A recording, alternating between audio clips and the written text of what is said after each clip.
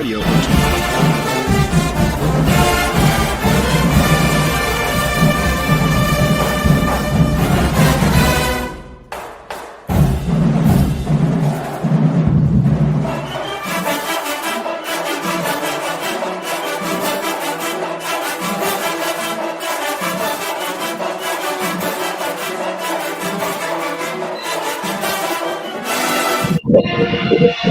It is the Blue and Gold postgame show. Right here as A&T drops its 10th straight game, this time to Elon 31-21 with Al Swann and Billy Covington. Donal Ware with you here, and it's the end of the season, fellas, and I've used the word all year tough, but I don't know what else to say. It's just been really tough year for Aggie football. Yeah, as I said earlier, Donal, I've been around this game for a lot of years, and I have never seen a season that it's like the one the A&T Aggies have just experienced, and it's just really frustrating. It's really frustrating. It's got to be frustrating for the players. It's got to be frustrating for the coaching staff, and the only thing we mentioned earlier, they played a lot of young guys this year. Now, what does that mean for next year? We don't know with the state of college football right now, with players leaving and players coming in. But it was just a really, really tough year. And hopefully things can get better, but that remains to be seen. You can get your comment in the chat, and we appreciate Hans all the way in Naptown, Indianapolis, all season long. He says, watching today's game confirmed my position statement that you had better get us now, because once we get the pieces in place, we'll produce the receipts and hand out beatdowns. And I tell you, this, and you heard in the pregame show where Coach Brown said we definitely need to look at the quarterback position. Even with KJ White coming back, that's where you start. But, it's a lot of young guys on this team, and really the A&T needs more veterans and more guys that have played some college football on this team to really be able to compete immediately in the CAA. Because, I agree with his point about quarterback, because one thing is for sure in college football today, if you have a quarterback, you have the potential to win. If you don't have a quarterback, boy, I tell you, winning is really hard in college football today. So we know it was tough. We lost KJ White in that game against Central. And, of course, he showed a lot of promise. And hopefully he'll come back next year. But they have to definitely find a quarterback this year. Yep. Let's see. Anthony says, hit that portal hard. Hans says a couple of things. Rather focus on the positives. The boys never quit. They played hard, which is true to the final whistle. The weight room must be our best friend beginning tomorrow, the portal too. And that's one of the questions I asked Coach Brown. What happens on Sunday, November 24th, as you begin to prepare for the 2025 season, which opens on Labor Day weekend in Nashville against Tennessee State. It's interesting. I agree with Hans about the weight room. Our kids have got to get in the weight room and get bigger, faster, and stronger. But, people talk about the portal. I mean, that is not as simple as some people think, because, the way college football is situated now, and, kids just don't transfer for nothing. And, it's really problematic when you talk about, going to find top players through the portal. I mean, these kids have so many opportunities now, not only in terms of where they play, but also in terms of their compensation. It's a tough situation. But I agree, get in that weight room, get bigger, faster, stronger, and find a quarterback, and hopefully we can turn this thing around next year. Aggie Dre says, did you see any type of improvement in play during the season? I do not know if I did. The effort seemed to be there. Well, there's an old saying that you are what your record says you are. And so, who can argue that? We have won 2 games in 2 years, and we've yet to win a game in the CAA. But a lot of young kids we playing, and those kids are going to come back hopefully next year. They're going to be bigger, faster, and stronger. And of course, with a couple of additions, maybe another quarterback, a couple of guys on the defensive line, and we can get this thing turned around.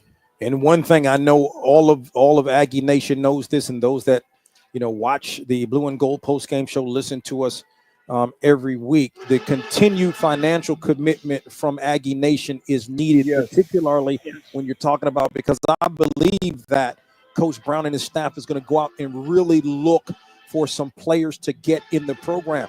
He's not coming in here. He wasn't coming in here to be 2-20. Exactly. You got to believe that he's going to figure this thing out for next year, and it starts with getting players in the program, and of course the continued support from Aggie Nation. Yeah, Donal, that is really important, because just to go back and what we mentioned a few minutes ago, the nature of college football, these kids transferring now, I mean, they have so many opportunities, and in terms of not only where they go, but also compensation. I mean, these kids are not coming in for nothing now. It's not like the old days. And so if you want to go out and get, top players to transfer into your program, I mean, you got to have some incentives. And a lot of times those incentives are in terms of, dollars. And so you're right. If the Aggie Nation wants to help, let's get some revenue in here where we can compete for some of these kids through the transfer portal. Anthony said, enjoyed you guys this season in your play-by-play calls and commentary. Appreciate it, Anthony. And we're glad to give it to you. I think we enjoy. This was our 9th season together as a collective, and we enjoy certainly, calling these games each and every week. But yeah, now it starts tomorrow. It starts, with the exit interviews, if that's what you kind of want to call them, and seeing where everybody is, because inevitably there are going to be some guys that are going to leave the program. That's right. It's going to be some guys, obviously, they're not going to return based upon eligibility. So you've got to be able to replace those guys and move forward for 2025. Yeah, I mean, that's a point that, people don't discuss, or we haven't discussed, is that, the transfer portal goes both ways. Yeah. I mean, we could have some kids here that have shown promise, and they may get some interest from other schools that from a compensation standpoint can offer something that we can't. So that's something that is new to college football, but it's here and it's not going anywhere, and we're just going to have to deal with it. I think Coach also has been talked to a lot about the inability to get local talent coming to A&T. And, that's a two-headed sword. Sometimes they want to come, sometimes they don't. And we've done a good job what we could do in getting some local talent, but some more is much needed, I'm sure. No doubt. Hans continues by saying, I support you all's statement about donor and stewardship. For all of the smack that gets talked, how many of the talkers are donors? I know that my wife Teresa and I are Aggie Pride. We know that. We've seen Hans in the suites here. It has a suite. So, yeah, I mean, you definitely, have to continue to support the program financially as much as you can. I get it. Some people are not going to be happy because the program's not going in the right direction. So, therefore, you'll withhold the dollars. But that's not going to do anything to help the program. So, people have to understand the state of college football now. I mean, it's different than it was 15, 20 years ago. And, if we're going to compete, then we're going to have the revenue and the finances to compete with some of these schools that do. It's as simple as that. So hopefully our Aggie donors, Aggie Pride, will get some finances in here so we can go out and compete with some of these other schools for some of these top players. Don, you and Al hit on the schedule for next year, and our first 4 games next year will pretty much determine what type season you have. You mentioned opening up at Tennessee State. The next week, I think we go to the University of Central Florida in Orlando, which is a tough game for anybody. We come home and we play Furman, and then the next week we play Central. That's a tough schedule to open up with, and so hopefully we can do well there, come out sort of injury free, and get ready for our third season in the CAA. Well, along those lines, Billy, in the CAA, even though 3 of the top teams are leaving, there's no cupcakes in this league. Oh no. Every game there's no cupcakes. Every game is really tough, and we see that second year in a row that we've had an opportunity to visit a lot of these schools in terms of playing, and so I mean it's a major challenge, and hopefully we'll be able to answer that challenge. But it's tough. It's going to be real tough. Billy Hans agrees with you about the local recruiting. He says we've got to hit Dudley, Grimsley, East Forsyth, etc. Elon and others beat us with kids from our backyard, and that's what you can't have. You got to be able to recruit the guys that are right in your own backyard. So hopefully that I think it is a point of emphasis, and hopefully we can get some of those kids. And there are some good kids, not only in Greensboro, locally, within a couple of 100-mile radius that could possibly end up being great football players. So you have to look at the situation, see what your needs are, and compete with that. And sometimes it does get very tough because you have other schools now down in the same area like us that's also competing for these kids. So we got to get out there. We need money to get out there and get those kids, spend some time with them, and see what we can come up with. Well, one thing they talk about a local area, Dudley has a very successful program there, and the head coach at Dudley, his son plays for A&T. Oh yeah. So that's something. And but you're right, it's tough. It's not as easy as people say. Well, go to Grimsley, which has a fantastic program. I mean, they're going to be competing for the state championship again this year, but it is something that I'm sure the coaching staff here at A&T will look into. Yep. Brenda says, I would like to see the team get back to the Blue Death mentality. Yeah, that was a good little while ago, but maybe even a little bit more, recent with at least the mindset and the really good defense that A&T, particularly under former head coach and defensive coordinator Sam Washington when Rob Broadway was the head coach.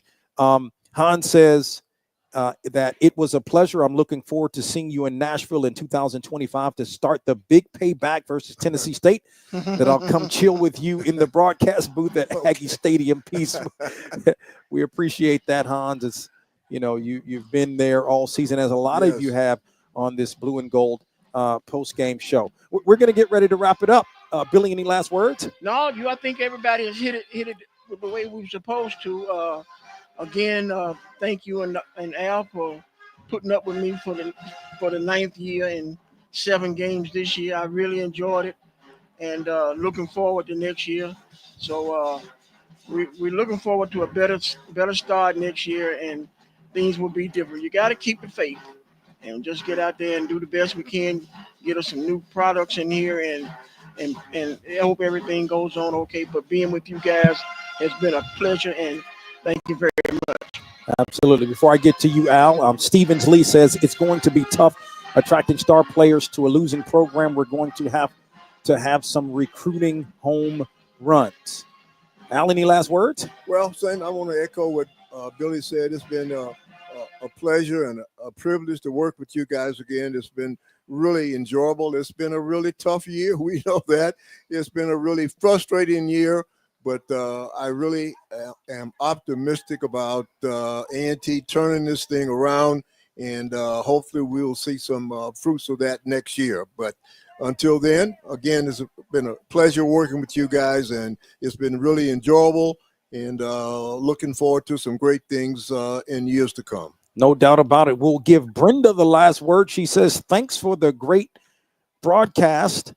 Well, maybe we'll give Stevens Lee the last word. He says, appreciate your broadcast, Aggie Pride. That's going to wrap it up for the Blue and Gold post-game show here as A&T falls to Elon, last game of the season, 31-21. It has been an absolute pleasure to work with both Al and Billy for our 9th year of Aggie football on the air. And And we're looking forward to year 10 in 2025. Again, as we mentioned, it kicks off Labor Day weekend in Nashville at Tennessee State. Thanks to Desmond back at the studios of the Aggie Sports Radio Network for all of his great work. Yeah, thank you, Des. Swann and Billy Covington, Donal Ware saying so long for now from Cougar Stadium on the campus of North Carolina A&T State University. Your final score, Elon 31, North Carolina A&T 21. You've been listening all season long to Aggie football on the Aggie Sports Radio Network.